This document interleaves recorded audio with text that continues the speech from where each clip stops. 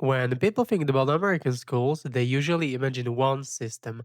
But in reality, the United States has two major types of schools: public schools and private schools. Public schools are funded mainly by taxes and are free for students living in that area. Today, around 90% of American students attend public schools. That's over 50 million students. Private schools are much smaller in number. Only about 5 to 6 million students go there. And unlike public schools, families must pay tuitions. In some elite schools, it can cost more than $60,000 per year. One of the biggest differences is class size. Public schools have often 20 to 30 students in one classroom. Private schools usually have much smaller groups, allowing teachers to give students more individual attention. But here's where things get really interesting. Public schools in America are funded partly through local property taxes. So, schools in richer neighborhoods usually have better facilities, newer technology,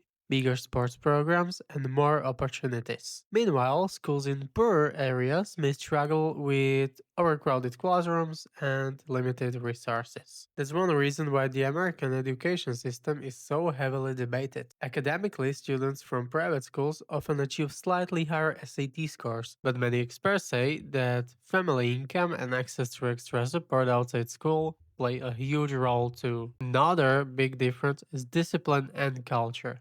Private schools are usually stricter. Uniforms, dress codes, behavior policies, and academic pressure are much more common there. Public schools, on the other hand, are generally more diverse.